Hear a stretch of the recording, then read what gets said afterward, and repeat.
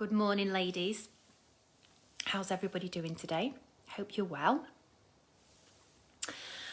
I just felt like hopping on to have a chat this morning. And I felt like sharing something with you that's happened for me this week. That in some ways, is nothing major. But in another way, it kind of is. It felt like there was an energetic shift for me in this fairly innocuous thing that occurred. So I'm going to share it. So a friend of mine who I have been friends with for quite a long time, quite a number of years. Morning, Nikki.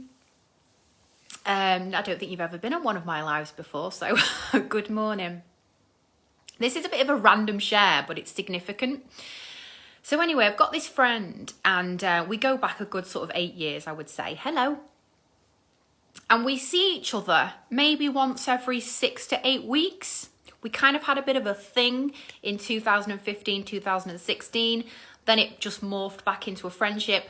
Now we hang out every now and again. We go for a, coffee, or we meet up and have lunch, and that's it really. But we're good friends. Anyway, hadn't seen her for a little while. Kind of had the feeling that something was a little bit off. Didn't know what it was. Asked her. She said it was nothing.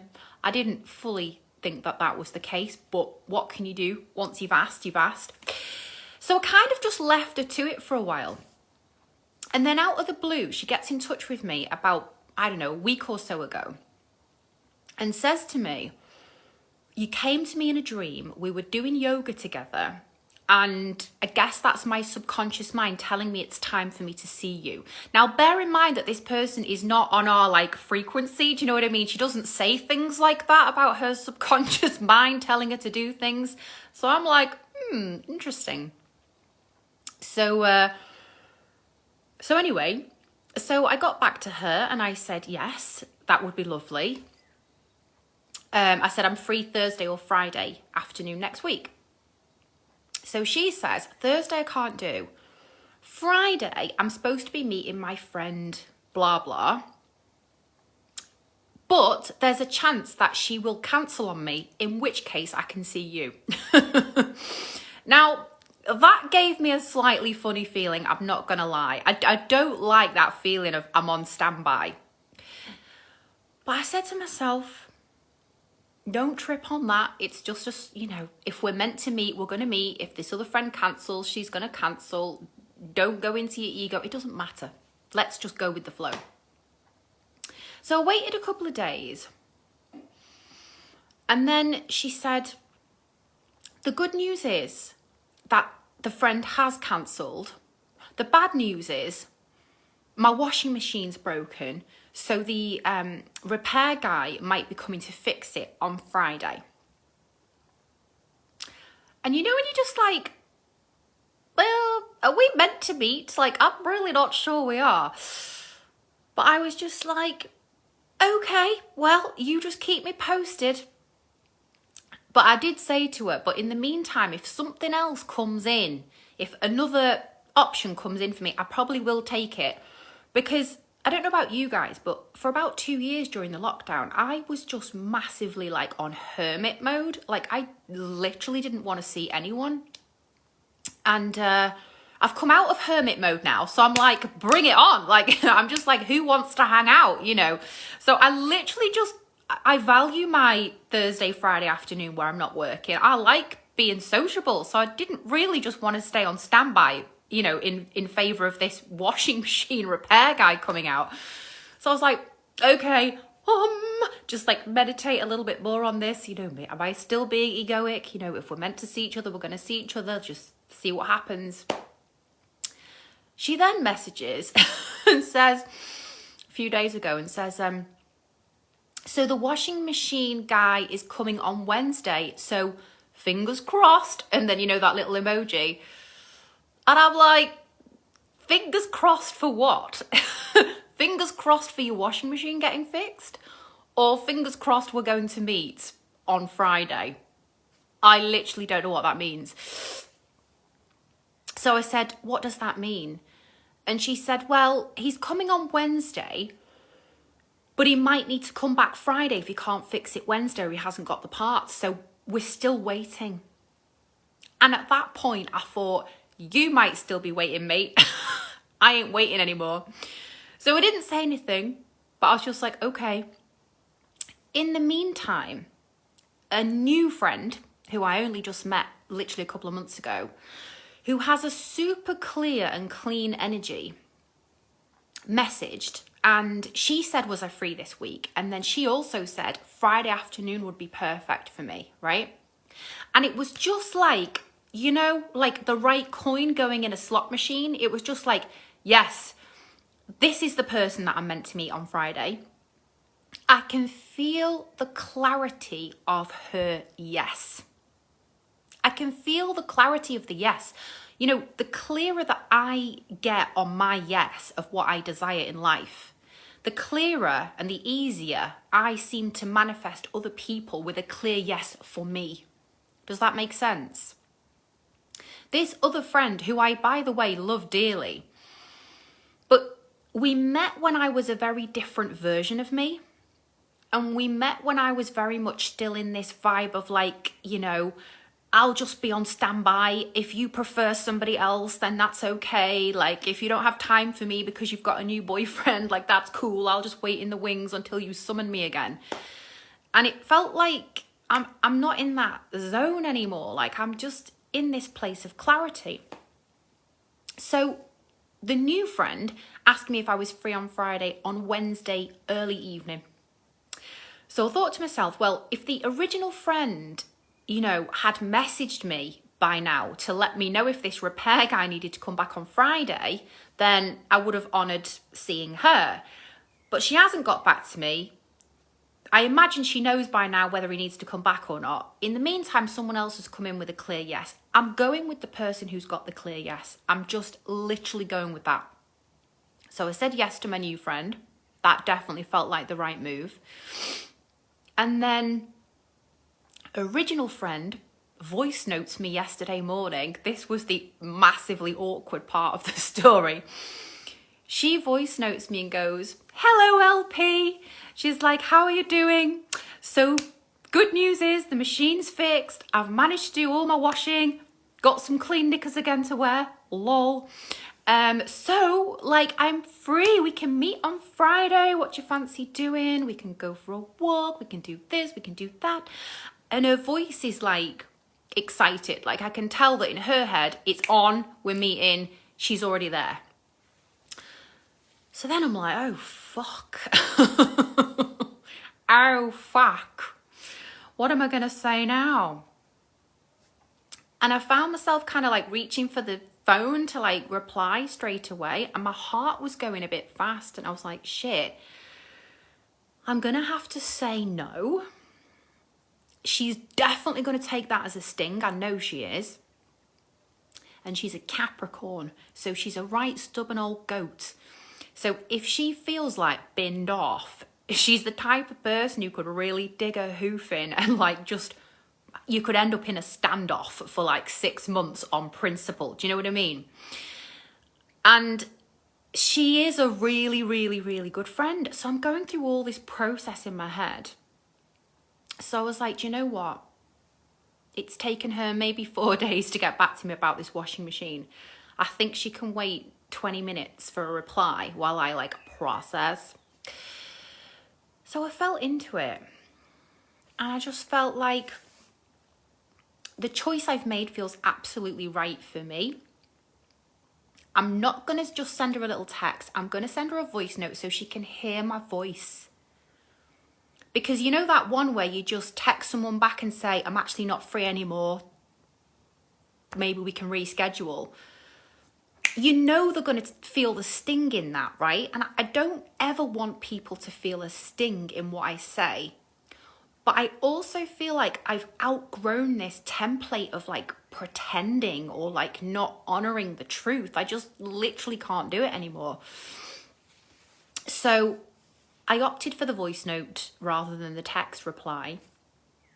And I just said like, I'm really happy to hear your washing machine is fixed. And as far as Friday, I said, I'm really sorry, but I'm actually not free anymore. And I also was wrestling with the next part of the message because I was like, do I say this other thing? And then I was like, fuck it, I'm just going to be transparent. So I said, our arrangement was feeling really iffy from the start because first of all, it was contingent on whether your other friend was going to cancel. Then it was contingent on the washing machine. And then it was contingent on a second potential visit from the washing machine repairman. And I said, in the meantime, somebody else asked me to meet who I felt had a really clear yes to meet me. And it felt good and right for me to follow that clear yes. And if you want to meet me next Friday or the Friday after, it would be really, really great to catch up with you. And my heart was going fast because I know what she's like, right? I know that she would really feel like rejected and angry. Because when the wounded child is the dominant archetype, people tend to express their disappointment as withdrawal or sadness. But when the teenager archetype is the strong one, people tend to show that in anger or hostility, right? So when I sent that voice note, I knew that there was a high chance that could trigger anger and hostility. And I knew that there was a high chance she could even just be like, fine then, I don't want to meet you at all. And the fear in me was, what if she does that? What if she cuts me off? What if she, to make a point, doesn't want to reschedule, and then I lose her? Bear in mind that she's 15 years older than me, and she's kind of got that real mom quality, and I've leaned on her a lot in the past for practical things, practical support. She's always been amazing. And something that can often really stop us from practicing conscious communication with people is the fear that if I do show them my transparent response, I might alienate them. I might lose them. They might walk away from my life, and then there'd be a void. And then I'd be afraid because they fill a role in my life, and without them, there's a vacancy for that role. She's one of what I call my anchor people. My people that keep me feeling safe in the world. So she's very valuable to me in that sense. But what's even more valuable to me now as my evolution process continues is honoring my truth at all times. And having the courage to constantly face the potential consequences of honoring my truth. So yes, I was afraid to say no to her. Yes, I was afraid to tell her that someone else saying a clear yes to me felt good. Because of course, by implication, she's going to perceive that as a potential slight, but it was the truth. And I always try to handle speaking the truth with people as skillfully as I can, resourcing them at the same time, telling them that I really do want to meet them, suggesting an alternative day so that it feels real, that I genuinely want to see her, which I do. But in that moment, I chose myself. I chose not to stay on standby indefinitely in someone else's life. And that's not to say that these things don't happen, that washing machines don't break or other people's plans don't change. Of course they do. But deeper than those superficial reasons why people don't give a clear response, there are energetics which don't lie. You feel it when someone's saying a yes to showing up for you. And you feel it when someone's ambiguous. And I've dwelt for far too long in my life in the realms of waiting for the people who are ambiguous towards me to say yes. And I'm not playing in that field anymore. I'm playing with the people who are like, fuck yes, I want to be your friend. Fuck yes, I want to date you. Fuck yes, I like you. Not like, oh, maybe if the engineer doesn't need to come back 500 times. You know what I mean? So, all that just to say to you, the clearer that we get on our yes for ourselves, the clearer we attract people who have a yes for us.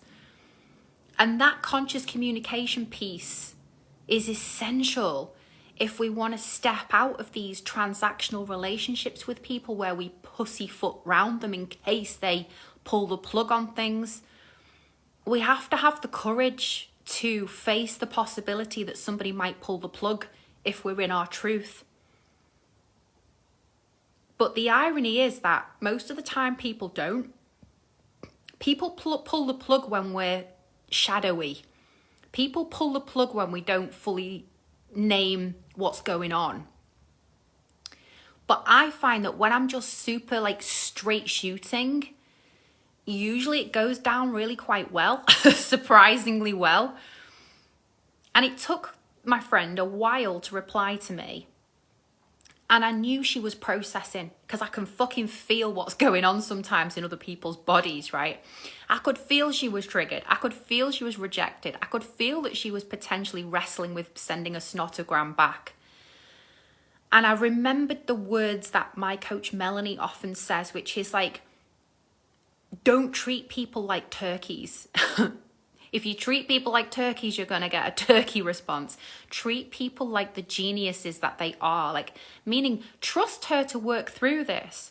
Trust that her higher self is capable of like intervening between her and her potential egoic response, right?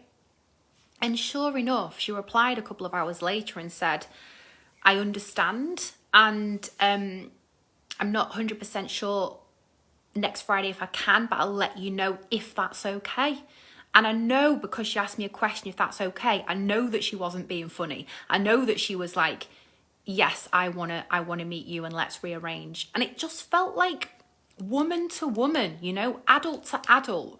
Not just like, I think because of the age gap, maybe there's a bit of a projection of like mom for me onto her, like mom's gonna be pissed off. And that's an old wound for me. And it's one that I have to really like look it in the eye every time it comes up again with a new person. Because old wounds, they're like echo chambers. They keep coming back. But every time they come back, there's a new opportunity to handle it differently. And then we break the cycle of like, pussyfooting around people. Thank you, Nikki. Saz, was just thinking about this general issue. This is timely. Thank you. Yeah, speak your truth. Just be in your clarity. The universe can meet you when you are in your clarity with what you do want. But while we stay in the frequency of this murky energy of the murky maybe, the universe can't find the doorbell for our address. It doesn't know where we live. It doesn't know what we want. So my advice today is free yourself from being a vibrational match for people who are, it's not the people themselves, but the energy of the meh, you know, the energy of, well, I could take it or leave it today. And just keep refining your frequency to a clear yes. And you will find that you will magnetize those clear yeses back to yourself in HD in the most fabulous way. And it feels good. Aho. Thank you for joining me. Please do say hello in the comments if you were here. Please interact with me if you feel called to interact with me. It always feels good to know who's listening, how it's helped. Sometimes, Nikki, you will confer that as a coach, you know, you are still a human, and you do really appreciate knowing if your words are landing and helping people. So do let me know, and I will speak to you all very, very soon. Have a wonderful day. Bye-bye.